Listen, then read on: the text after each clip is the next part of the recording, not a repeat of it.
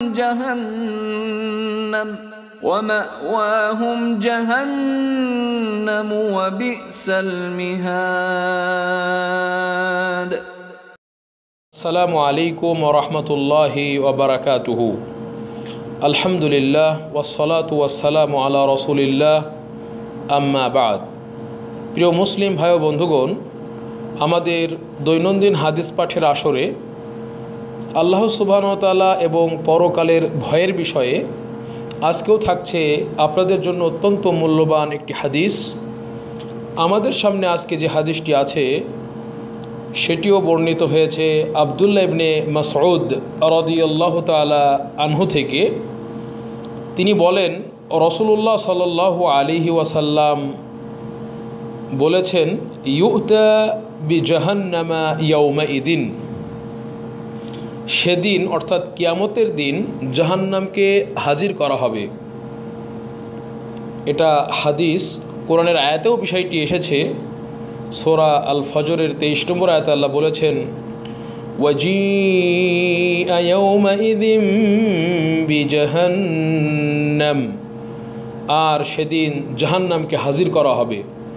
যাই হোক, এখানে আমরা আয়াতেও শুনলাম যে জাহান্নামকে হাজির করা হবে।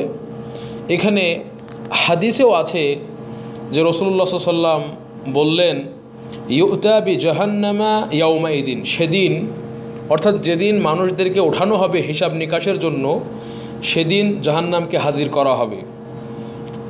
অর্থাৎ আল্লাহ সুবহানাহু ওয়া তাআলা জাহান্নামকে সৃষ্টি করে যেখানে রেখেছেন সেখান থেকে হাসরের ময়দানে, যেখানে কিয়ামতের দিন হিসাব নিকাশ হবে, সেখানে হাজির করবেন।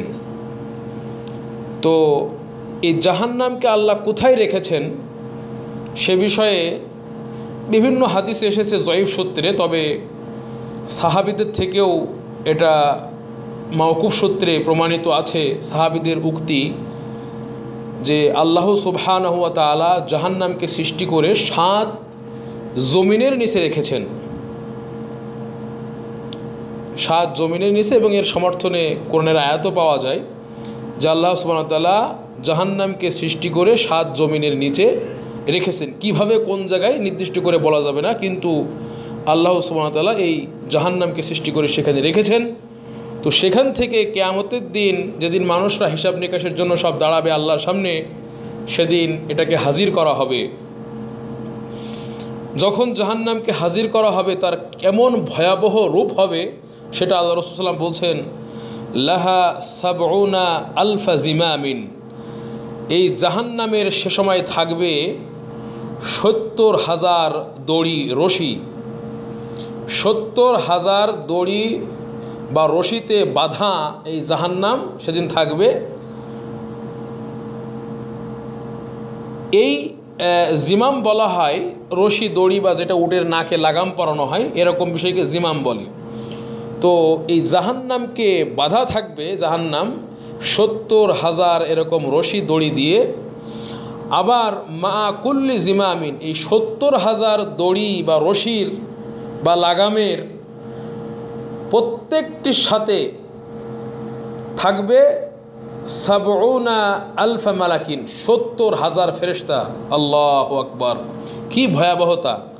জাহান্নামকে হাজির করা হবে, তা সে বাধা থাকবে, যেমন গরু ছাগলকে টেনে নিয়ে আসা হয় একটি রশি দিয়ে, আর জাহান্নামকে টেনে আনা হবে সেদিন তার থাকবে 70,000 রশি।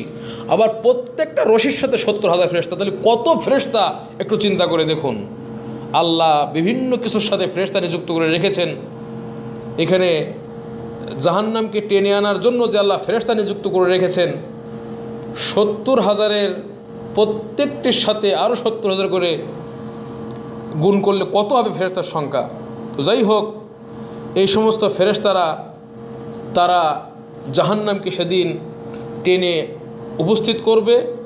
এটা দেখে মানুষরা সব ভয়ে ভীত হয়ে যাবে। আল্লাহু আকবার। তো এই জন্য এই যে একটা পরিস্থিতি, কত ভয়ানক পরিস্থিতি হবে জাহান্নামের, এবং সেটা কত ভয়াবহ অবস্থা, এই ভয়ানক দৃশ্য সেটা। এজন্য আমাদেরকে সাবধান থাকতে হবে, সেই জাহান্নামের জন্য আমরা না যাই। আমাদেরকে সবসময় আল্লাহ ভীতি ভিতরে রাখতে হবে, এবং এই জাহান্নামের থেকে এবং কিয়ামতের দিনের এই বিভীষিকাময় দৃশ্য দেখে পরিস্থিতি থেকে আমাদেরকে সবসময় ভয়ে থাকতে হবে। আল্লাহ সুবহান ও তাআলা আমাদেরকে তৌফিক দান করুন। এখানে যে হাদিসটি আমরা শুনলাম এটা মুসলিমের হাদিস, সহিহ মুসলিমের হাদিস, সহিহ হাদিস। এটা তিরমিজিতেও বর্ণিত হয়েছে। আল্লাহ সুবহান ও তাআলা আমাদেরকে এই ভয়াবহ জাহান্নাম থেকে আল্লাহ আমাদেরকে রক্ষা করুন। আমিন। আসসালামু আলাইকুম ওয়া রাহমাতুল্লাহি ওয়া বারাকাতুহু।